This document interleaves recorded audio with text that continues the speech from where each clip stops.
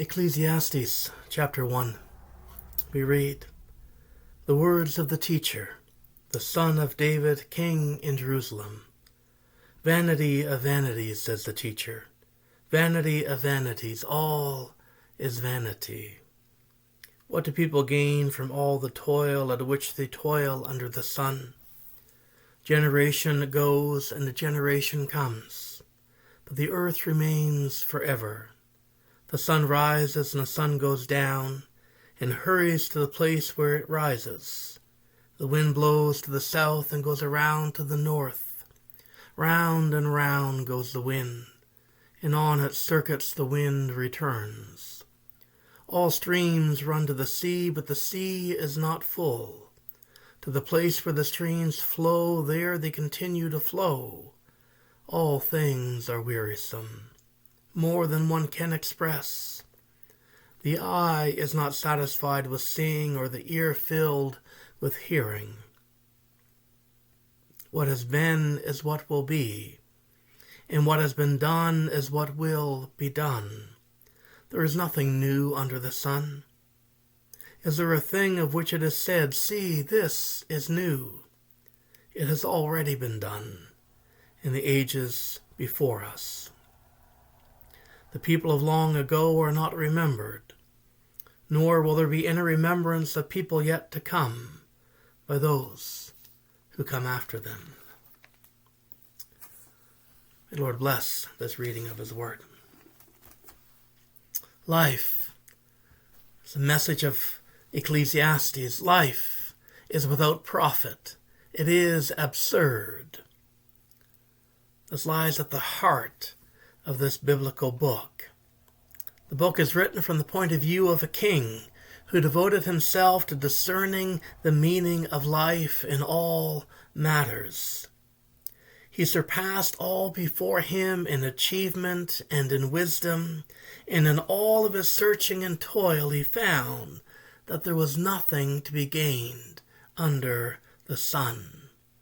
This is his conclusion of his search for meaning within the finite existence of humanity within this world. Tradition has taught us that advantage is sought and found through rational thought and through virtuous deed. The writer of Ecclesiastes has deemed such effort futile. The fastest runner might lose a race. The mightiest warrior might lose a battle. A smart person may go hungry. Skillful people may be ignored. Chance plays a role in this life that we live. Coeleth suggests that chance, as much as anything else, determines riches, fame, power, pleasure. We do not have full control. Sometimes we have no control over these things. Furthermore, we live in a world of inequality and a world of injustice, and we do not possess the power on large scale to fix this. And then in the end, it appears death wins. Coeleth writes, "A living dog is better than a dead lion." And we do not control naturally when or how we will die. Human life ends when the Creator of life recalls the vivifying breath, making human life tantamount to a single act of breathing on God's part. There is ultimately nothing you can do to secure your own existence. The book of Ecclesiastes was likely written during a time of cultural angst that gripped much of the ancient world, beginning with the Persian period. It was a time of turbulent socio-economic change and apparent spiritual anguish. It was a time of searching. It was an age of melancholy or questioning in a culture of disillusionment. Coalesced's world was not much different from our own, and therefore his message is not lost on us. It is a message to those who are clinging to a world of illusion, a world that is presented to us as substantial and real by our culture. Coalesced dispels the illusions. The world we live in is not comprehensible, it is not malleable, it is not controllable. By pursuing wisdom or wealth, you cannot there find fulfillment and joy.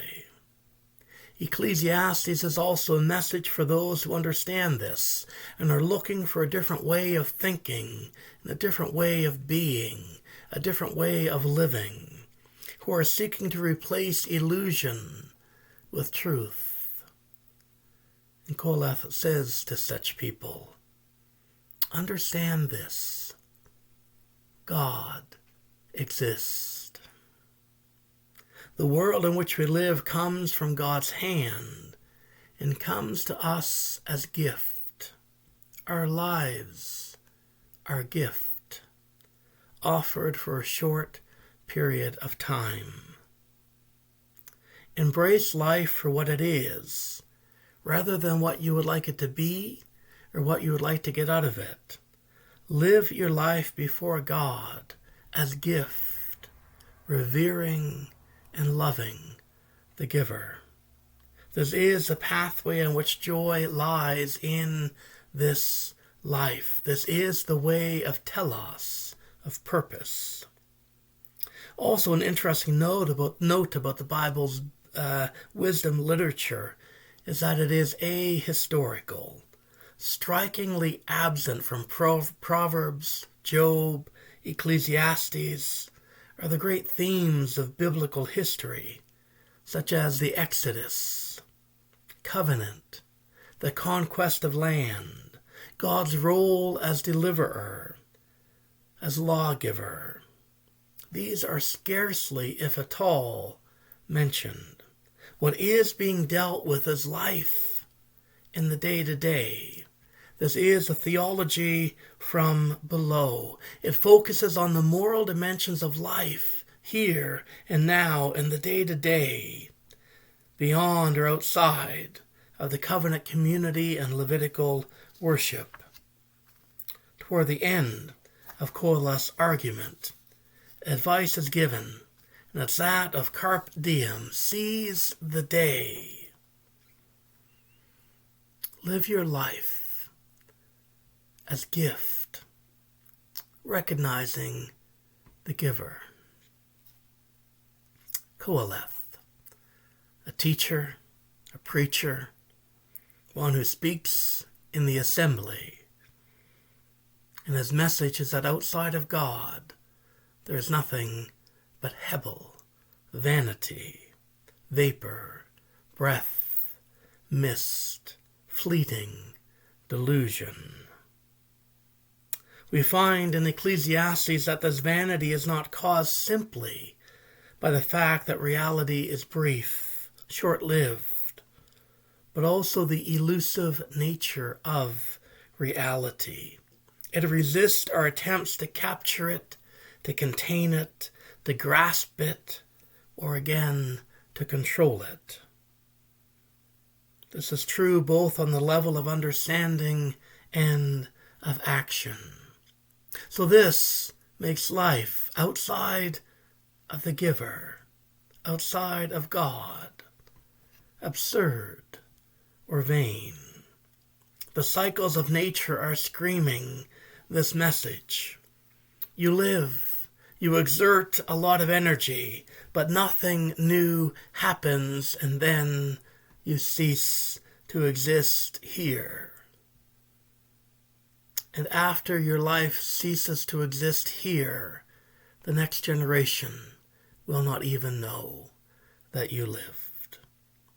In a world without God, everything is absolutely absurd.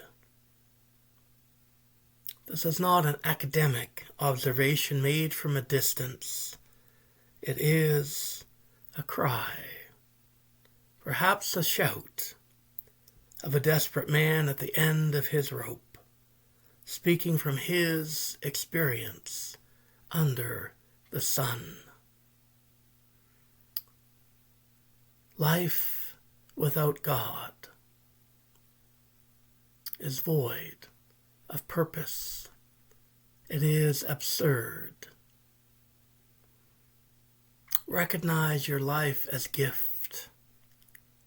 Recognize the giver exists. Let the Lord lead us into this, to his praise and to his glory. Amen.